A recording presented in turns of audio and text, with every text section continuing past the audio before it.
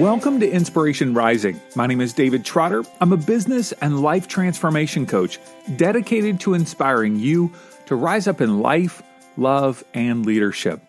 Well, did your mom or dad ever leave a little note inside your lunchbox? I am old enough to remember those metal lunchboxes, right? Did you have one of those? God, I love those things. With the thermos and the milk inside that I was little, like, is it cold enough? I don't know. Like, just love those lunch boxes. I think a lot of us got those notes from our parents, or maybe you put one in for your own kids from time to time. The inspiring woman I want you to meet today has authored a book that centers around one such note. Her name is Christy Hayes, and she's the founder of the Be Strong story and the author of the Lunchbox Note, a book inspired by a note that her husband wrote to her son, encouraging him to be strong, protect the weak, and love everyone. Now, not only is she the host of the Be Loved podcast, but she also provides family coaching to help other families develop a mission statement and strengthen their relationships. Now, before we jump into this conversation, I want to remind you of two things. One, if you enjoy the Inspiration Rising podcast, will you share it with a friend? I want to see hundreds of thousands of people enjoy and be inspired by these wise women that I profile on the podcast. One easy way to share the show is to take a screenshot right now of the logo that's right there on your podcast app and text it to a friend. Tell them, hey, check out the Inspiration Rising podcast on your favorite podcast app. If they don't know how to listen to a podcast, download a podcast app on their phone. It might be Spotify, Stitcher, the Apple Podcast app on their iPhone, or a Google Podcast app. Yeah, search for Inspiration Rising and click subscribe. The second thing I want to remind you of is that I send out a daily inspirational text message called INSPOTEXT. If you want to receive this each day, just send me a text right now to 949-401-6090. You can text me anything. Just say, hi, David, what's up? I want to get the inspo text, 949-401-6090. You'll get an automated reply. You'll click the link. You'll add yourself as a contact, and you can start receiving the daily inspirational text message. Of course, you can unsubscribe at any time. All right, let's jump into my conversation with Christy Hayes. Christy, thanks so much for taking some time to hang with me today. I do appreciate it. Thank you. Thanks for having me on. Yeah, so I want to hear the story behind this book. It's called The Lunchbox Note. Tell me the story behind the book. Of course. And this one is a fun story. So this is about our family, and it's based on a true story. So about 3 years ago, my son, we lived in St. Louis at the time, and he was on the playground and was just treated not so kindly and was kind of just stressed about that. Came home, his little heart was broken. And I remember my husband was traveling quite a bit. And so if you are a mother listening, you know that like making the lunches for me is the worst thing ever. Like I would rather scrub your toilet than make my kids lunches. And so I remember telling my husband, he happened to be home that day. And I said, okay, I can't make the lunches anymore. You've got to make them for me because your kids are getting literally like crushed, graham crackers and a banana. So give them some lunch. And then, by the way, your little boy's being treated not so nice on the playground. He's struggling. Like write him a cute napkin note, write him a note. And I had been writing notes for a while, but in the middle of the year, those kind of go away. So I said, write him a note and, change his life. So I didn't think he would remember. And it was interesting because when Holden came back from school, he actually had things left in his lunchbox, which he never has anything left in his lunchbox because he never eats. So he just throws it away. So I don't see. And the note happened to be in there and just on a white, like literally napkin with a Sharpie, it said, be strong, protect the weak, love everyone. And I remember reading it and going, this is the greatest message. I was a little mad that I hadn't come up with it myself. Sure.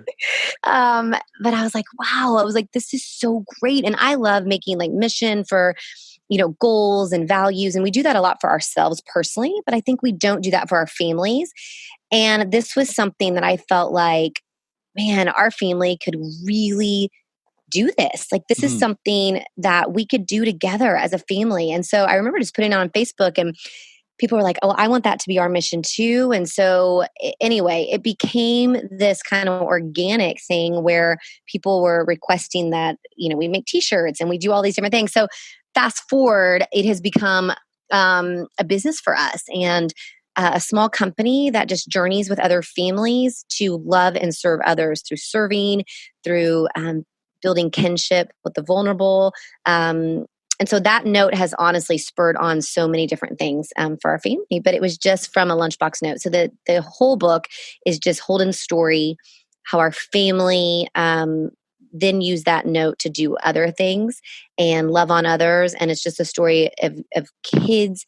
I hope that when they read this and families read this, that it inspires them to love others in their own way. Who would you say that the book is for? I know it's for everyone, of course, but like target audience, like who would you say it's best read for? It's a children's book. So it's it's a picture book. So it's K through 5 is who we're writing it to. However, I believe this message and what I've seen is this message is for the whole family. And so one of the things that we do is at the end, we have some questions for the family to go over and how they can make their own mission. They can totally steal ours or they can, make their own. And we provide that as well, a family mission guide where they can kind of ask themselves questions and stuff. So I really do feel like it's a children's book, but whether you are 5 years old or 45 or 55 or 65 or 70, all the premise, be strong, protect the weak, love everyone, can be for everyone. And I hope it is. Yeah. And the rhythmic nature of the book. I mean, I got into it as I was reading it. I'm like,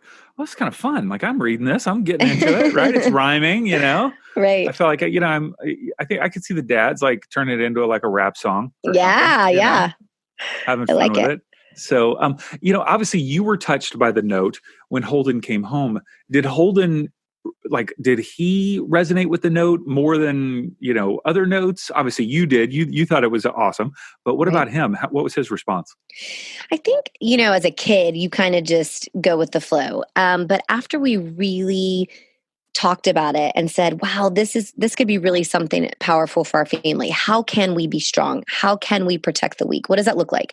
What does it look like to love everyone? When we started to really break it down, that's when my kids started to take it as their own. And so I think that's so important as families is that many times I would try to make the mission for them. Okay, this is what we're doing. This is our mission. This is what we're going to do as a family. But if we give the power over to the kids, no matter how old they are, and that's one of my big things is like, kids who are 3, 4, 5 years old, they have some really awesome ideas and their hearts aren't biased yet. They have some of the tenderest hearts. And if we can help them understand the expectation of loving and serving, they have some of the greatest things. So I think when we started talking about it and saying, what do you guys think? How do you think we should do this? That's when all the ideas started kind of swirling in their head.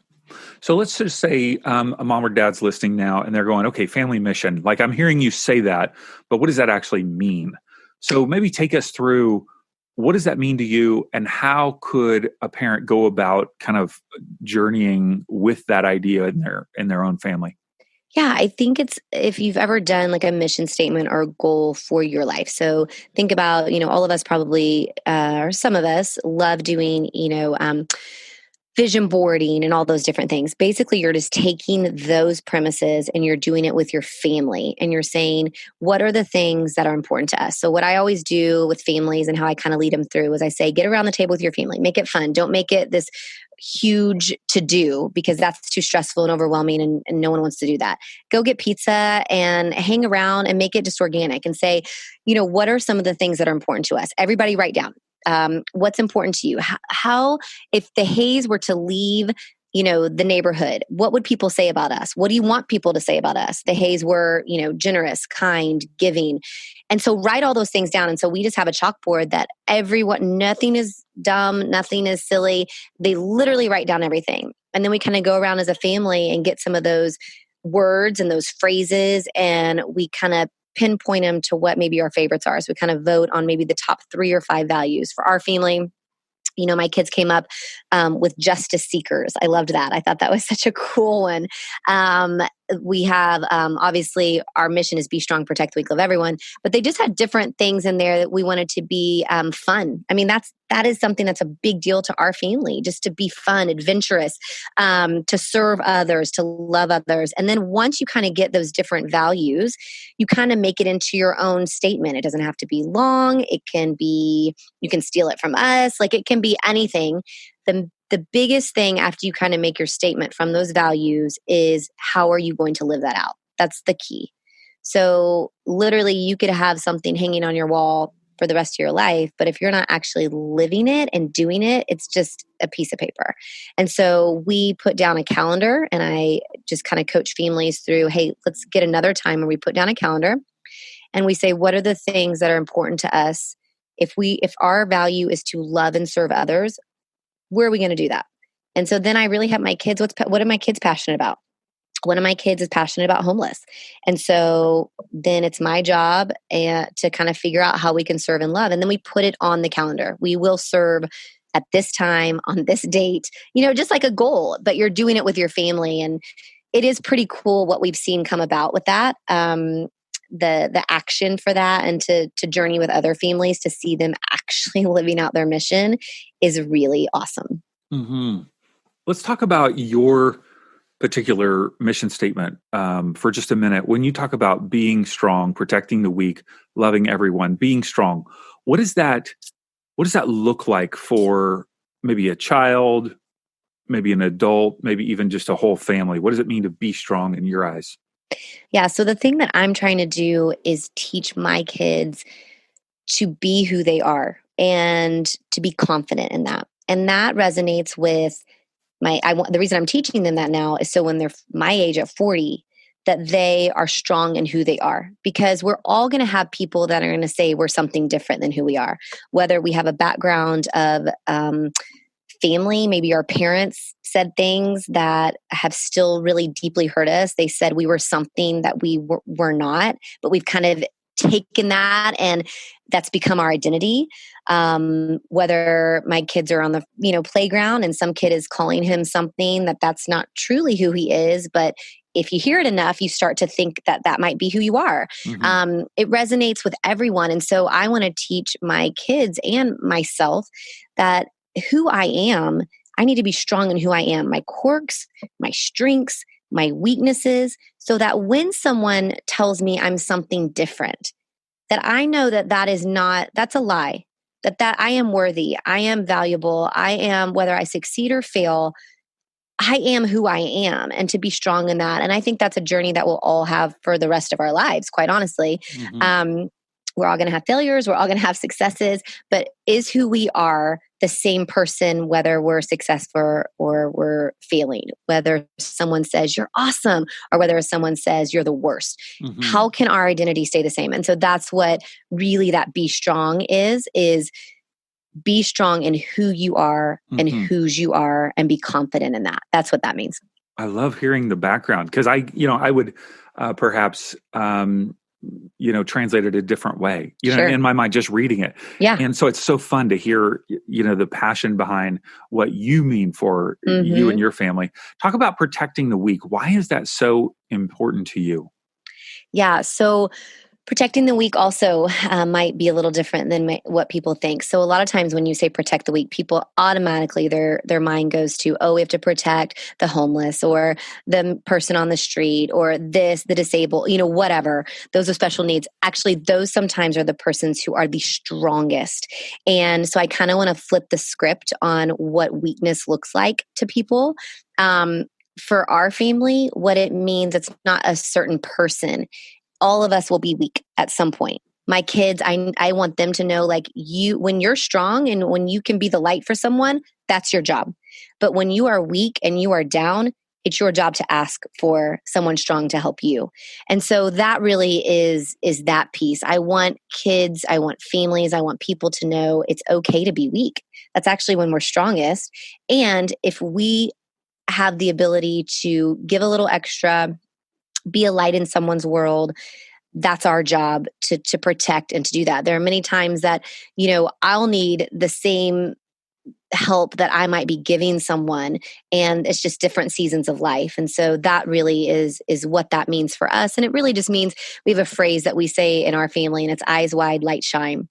And it really is just for my kids to keep their eyes wide open. It's for us as adults to keep our eyes wide open, that when we're in anywhere, a shopping center, like right now we're at home, so we're keeping our eyes wide open to our home and maybe our neighbors from a distancing, but we can still keep our eyes wide open. And all that means is that we're looking around and we're scanning to see if there's someone who needs us.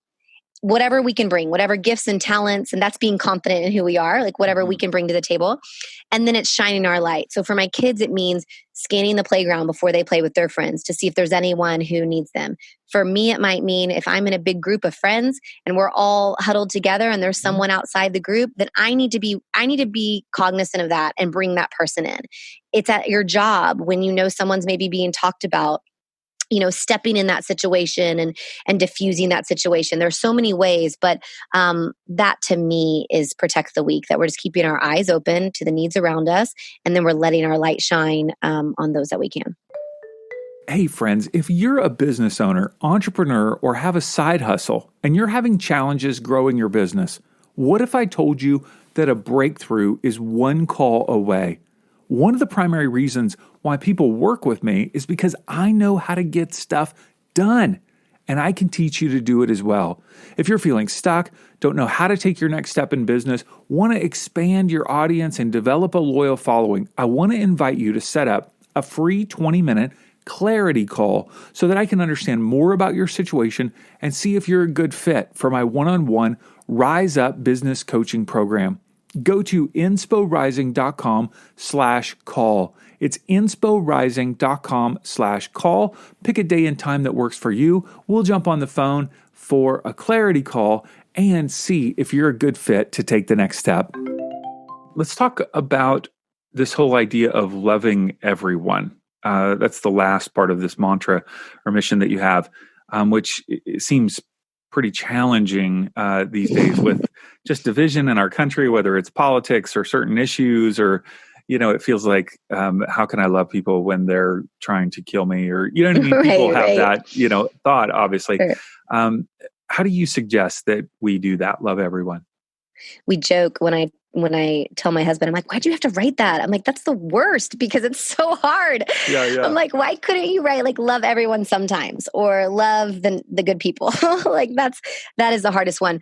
So in the book, there is the situation of Holden being treated unkind. And then we talk to him about loving anyway, that we're still called to love even the people who aren't kind to us. Mm-hmm. Of course, there's boundaries and all those things, and that's a whole nother podcast. But just loving everyone is that hard one. It is very hard to do. It's something that doesn't come probably naturally to most of us because we want to love the people that it's easy to love. We want to love the people who give us something in return. I had a conversation with someone the other day, and they were loving and giving, but maybe not getting a thanks in return. And they were maybe upset about that.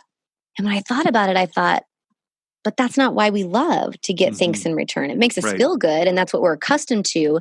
But if we're truly loving with all of our hearts, the good, the bad, the ugly, we're not doing it to get something else. We are loving with no agenda.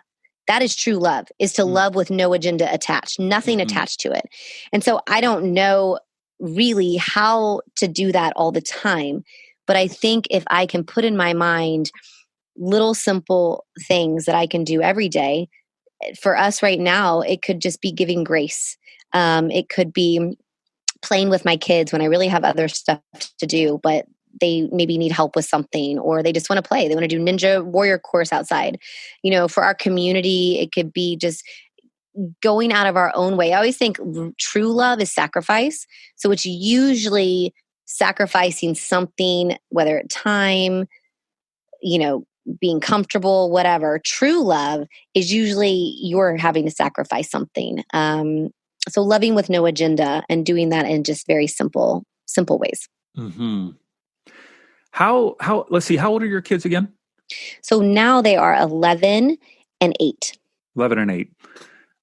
Do they at any point roll their eyes at any of these three. Like, come on, mom, can we just like play video games? Why do we have to like be strong? I know. Blah, blah. Do they do that yet? Yeah, I'm sure they do. I mean, I'm a pretty sarcastic mom. And so we, play around with it and joke around. And I'm sure this is my work. This is my life's work. So we talk about it all the time. I'm doing podcast, with others. And, this is just something that has just become part of our life. And so I think they don't do that too much now, but I give them a lot of empowerment to pick what they want to do. And instead of just saying we are going to do, and sometimes I do say that, no, like, I don't care if you want to serve today, like we are going to serve today. That's just who we are as a family, and we're going to do it. But a lot of times I give them permission to pick and to choose. And I really try to learn their heart and what they are passionate about and excited about. And when we can serve others with our passions and with our kids' interest in mind, that's when they get into it. Now, serving is not glamorous. Serving is messy and vulnerable and sacrificial. But when you can get your family invested in something that they love and that they're passionate about, that's when it starts to change for everybody. You talk about serving. What does that mean? What does that look like for you guys? Yeah, for us, it means hands, hands and feet for us. So, for instance, we serve with a local homeless shelter. They screen print all of our apparel. And so we've become friends with them. And so it's very important that I want my kids to be in that space with me. I want my kids to see, they only know what they know, right? And so if I don't ever put them in a place that's different than them, that backgrounds are different than them, that people have different stories, they'll never have empathy for those things. And so it is very much my job to make sure that they are in specific places that others are different. Now, I think a lot of times... Isn't that dangerous though, Christy? Like, isn't that dangerous to be around those types of people? Yeah, aren't they going to hurt your kids? It could. They could. That's what a lot of families, that's what a lot of moms and dads are thinking. Come on. You know what I mean? Like I don't even want to go near a person like that that's living on the street. Why would I even want my kid coming near somebody like that? My goodness. And you're an irresponsible mother. I might need to turn you in. That is many times the first thought from people. So what we do with our families is we go and serve at these places.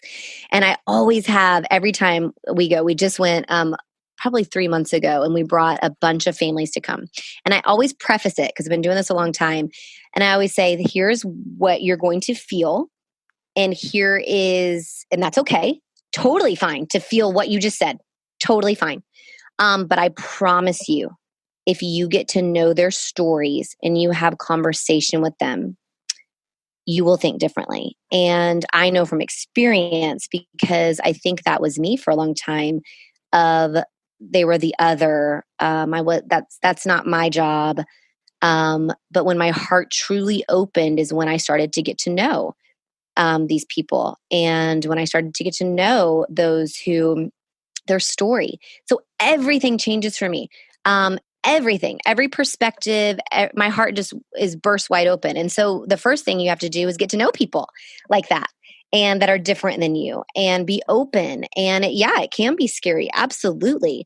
And it's okay for your kids to be nervous about that too. We went with a lady who used to take us downtown, and she said, if you ever feel nervous, if you ever feel scared, here's the sign that you give me, and we'll go back and put you in the car. And so there are so many boundaries that I think it's good to talk about that with your kids. Sure. And families. But when we build, I like to say the word kinship, and I say serving a lot, but it needs to be a mutual serving. Because if we go in with a heart like, I'm going in to serve, I'm so awesome, this is all the things that I can give you, that will not change your heart. But if we can have a mutual kinship with those who are different than us, where they're serving me and I'm serving them, and it's a friendship, that's when things change. And so when I go into the homeless shelter, I have friends there now. I don't go to just serve. I actually love it. I have friends there, and I'm learning more from, the single mom who does our fulfillment than she'll ever learn from me. The stories that she's told me, the things that she's been able to overcome, it makes my stress look ridiculous. It makes the things that I go through like, oh, well, I can do that. If she can do that, I can definitely do this. So it just, I just say to people all the time, just get in those places, find someone who already does it, go with them. You don't need to like go by yourself. Find someone who's already doing that and just tag along and be vulnerable. And it's okay to be scared, but it will literally change your life. I love the stories my kids tell us when they come home from hanging out with their friends. My kids are 17 and 20. And so they'll be going somewhere to LA or San Diego or I don't know, wherever they're venturing off to with their friends. And they'll want to go to this, hipster kind of thing. And it's like in a quote unquote rough area. And their friends will start freaking out, like, no, we can't be down here. This is totally unsafe. We can't do this. And they're like, why? Like, these are just people. You know what I mean? And it's because we have gone to all sorts of different places and you just talk to and connect with all sorts of different people, not just in the US, but outside of the US. And not that you want to be, you got to kind of figure out what is safe or appropriate or, whatever. But personally, I would feel comfortable walking into almost any situation. And part of it is you also have to develop the skills of being able to connect with someone real quick. And know that this is not an us against them situation. It's just, hey, we're in this together. Yeah. But it is fun to have your own kids pushing the envelope with other kids. That's fun. That's something to look forward to. Yeah. It's super fun. And I think that's probably because you did that, where you were an example to show them like that these are just people. I always laugh when my little girl first went into the homeless shelter. She was probably 7. And we had already had homeless encounters. And I said, hey, just want to let you know, this is our guy that does the printing. He's awesome. But, if you're nervous or whatever. And she walked right in. She's like, hey, I want to print. And he's teaching her how to print. And I'm like, okay. Like, and they just, they don't even bat an eye now when they go into places. Or like we went to San Francisco and there was a guy who was like almost completely naked, like walking down the street, mentally ill and just like talking. And I don't even think my kids really they kind of looked and were like, we've seen that before. And then they just kind of, walk on by or see if he needs something, so it is interesting. I think when we just can't be afraid to get our kids in front of people that are different than them. As families are going about this, it feels like they could use some hand-holding, in the process, and I know that you do that. You call it family coaching. Is that correct? We do. We call it family coaching. And it's funny. I've been a coach for most of my life, whether it be basketball. I used to coach high school basketball. I was a fitness trainer for a while. I love the word coach because it means you're challenging, but you're also encouraging, you're cheering on. But when I think of like family coaching, I am doing all those things, but I'm doing it with you. So I like to say like family, we're journeying with you. We do not have it all down. The great thing is that we've worked with families for about 15 years. And so I've seen some awesome families do it right. And so I'm just pulling from many of the things that they've done and that has worked with our families. So yeah, we journey with families through some tough topics and topics that they maybe want to strengthen their family with. It could be how to know your kids' love languages and their heart so you can really speak into them. How to make a family mission. This month, we're talking about how to serve with your family. Intentional time spent with your family. We're spending a lot of intentional time right now. But before, COVID, we were all over the place. And how do we make those moments really count? And so, yeah, we just take a bunch of topics, we teach on those, we send them the teaching, and then we send them a tool for them to work on that month and just a challenge. And then they're in a private Facebook group. So I really don't want to bombard people with like, here's all the things that you need to do to be an awesome parent. It's just one thing a month and they're just kind of working on that one thing. And we're doing it with them together. And then we are very vulnerable to say, that didn't work for our family. How did it work for you? And they might say, well, my kids are older or younger and this is what worked instead. And so it's just a community of people who are journeying together to strengthen their family so that they can go and love and serve others well in their community. And I would pitch in and say that there is, you cannot start this too early. Like you cannot start this too early, because if I were to start something like this with my kids at 17 and 20, it's a way different conversation than to start this with my kids at 7 months and 20 months. Sure. Because even at 7 months and 20 months, you can begin to, I know it's a little crazy, but you can begin to even instill these types of values and experiences in kids, and they will grow up and have that type of flavor and outlook and heart for the world for a lifetime. Yeah. So if you're listening and you have young kids, it's not too young. They're not too young, not too early. It's never too late too. I always say, I want the youngest kid, because if that's all they ever know, then it's just in their DNA. Then they're not my age and going, well, should I serve this person, or is that too hard? Or there's no question. It's just like, well, of course, that's how we live. That's what we do.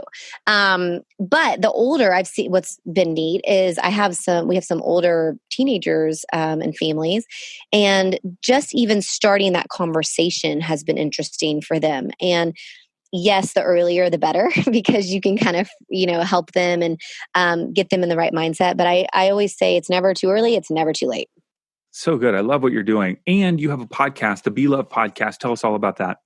Yeah. So that is just us finding people who are living love in creative ways. So that could be the CEO of a company who's just doing something extra special in the way that he treats his employees or treats the community. It could be an advocate for the homeless. It could be nonprofit leaders. It could be anyone who is just helping others live out love. And so we just share those in hopes to inspire the listener to live out love in their own way.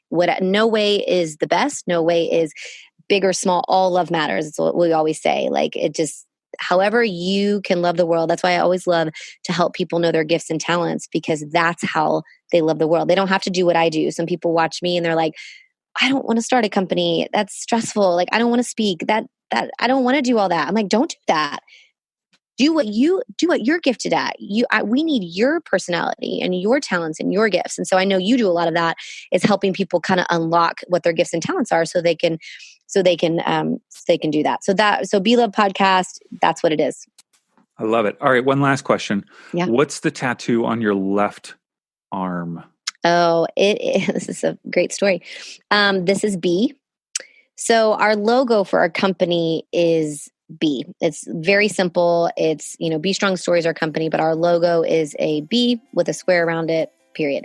But this tattoo was almost 5 years before our company was ever even thought of. And so for me, this B, I had a whole literally come to Jesus moment about 8 years ago. And because I'm a doer, because I'm a driven person, my worth was in what I did and not who I was. And so I had to have a whole literal stripping of that to know that my worth was in just the be, just being who I am and not what I do. And so that was just a reminder for me to remember that. And now it is the logo of our company. And those two things at the time had nothing to do with each other. So It's very interesting how that's come full circle. Yeah, beautiful connection. Very fun. Well, Christy, thanks for all that you and your family are doing. I love it. I admire what you're doing, and encourage people to get the book, The Lunchbox Note, a story about loving others. And they can get that on your website, and it's at bestrongstory.com. All those links to the podcast, the family coaching, and the book will be in the show notes. If you're on your iPhone, you can swipe up now and click the links, or go to our website and find them all. So, Christy, thank you so much. I appreciate it. Thanks for having me on. If you found this episode to be inspiring or helpful, please share it with a friend.